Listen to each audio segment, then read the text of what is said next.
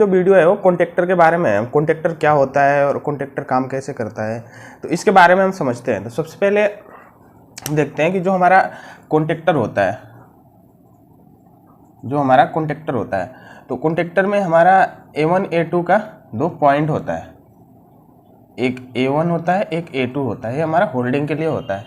और कॉन्टेक्टर में एक हमारा NO होता है, एक हमारा NC होता है।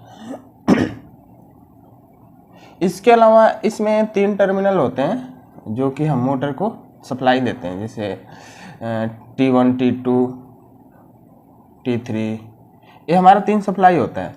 कुछ भी आप लिख सकते हो, या तो L1 L2 L3, आप 3 से डिवाइड कर सकते हो। तो ये हमें सप्लाई होता है। जैसे हम यहाँ पे इनपुट देते हैं, हमने यहाँ पे इनपुट दिया और यहाँ से हम आउटपुट लेते हैं, लेकिन जब हमें आउटपुट यहाँ पे हमें जब मिलता है जब हमारा कॉन्टेक्टर होल्ड होता है। जब हम इसमें हमारा जो एक कॉन्टेक्ट होता है, एक कॉन्टेक्ट हमारा जब होल्ड होता है, जब इस चीज़ को आपस में जोड़ देता है यहाँ पे, तब हमारा ये होल्डिंग होता है। तो इसके लिए A1 A2 होता है। तो A1 A2 को हम सप्लाई देते हैं, यानी कि हमारे कॉन्टेक्टर कई उसमें आते हैं, जैसे 210 वोल्ट AC, 110 वोल्ट AC और 24 वोल्ट DC। तो इन सारी चीज़ों में हमारा कॉन्टेक्टर अवेलेबल होता है।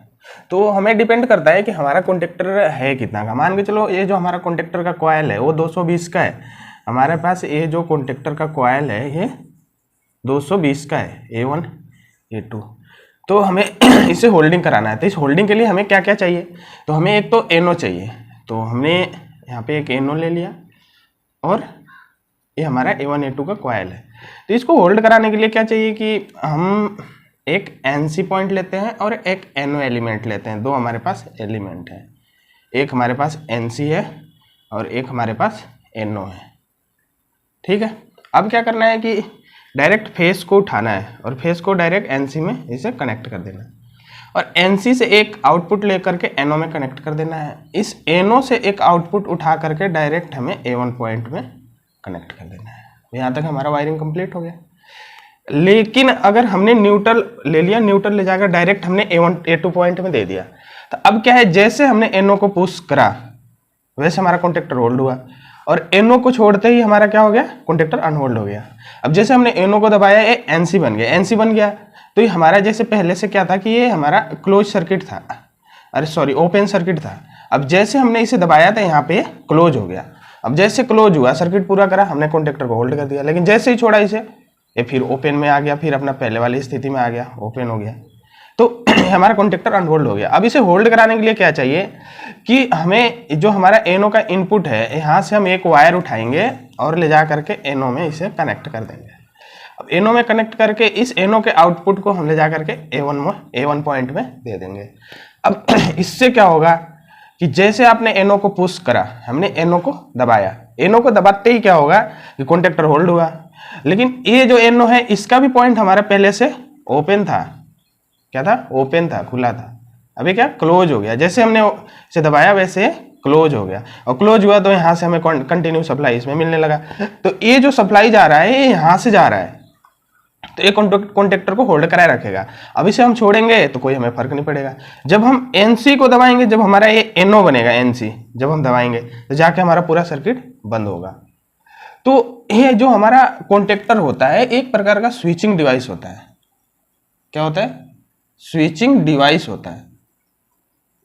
स्विचिंग डिवाइस होता है, स्विच की तरह कार्य करता है कि अगर हमें कहीं भी ज़्यादा वोल्टेज की सप्लाई चाहिए, यानी कि मान के चलो आपको 440 कोई 3 फेस का मोटर है या सिंगल फेस का ही मोटर है, तो उसे हमें चलाना होता है, तो हमें कॉन्टेक्टर की ज़रूरत पड़ती है। क्योंकि हम स्विच से डायरेक्ट दे नहीं सकते। हम स्विच से अगर देते हैं तो स्विच हमारा कितने का आता है, एक 6 एम्पियर का आता है, एक 16 एम्पियर का आता है। ये सिंगल होता है। एक DB स्विच आता है, AC के लिए यूज करते हैं, 2 डबल होता है। लेकिन इन सारे चीज़ों से हमारा जो सेफ्टी है कॉन्टेक्टर में ही है, तो इसलिए हम कॉन्टेक्टर को यूज करते हैं। तो ये हमारा जो कॉन्टेक्टर होता है कई सारे चीज़ों में यूज होता है, जैसे ड्यूअल स्टार्टर हो गया, आपका स्टार डेल्टा स्टार्टर हो गया, आपका इंटरलॉकिंग हो गया, कई तरीके चीज़ों में हमारा यूज होता है। जैसे कोई मशीन ऑपरेटिंग हो गया, हीटर चलाना हो गया, तो सारी चीज़ों में हमारा ये ड्यूल स्टार्टर हुआ काम कई सारी चीज़ों में हमारा ये कॉन्टेक्टर काम आता है।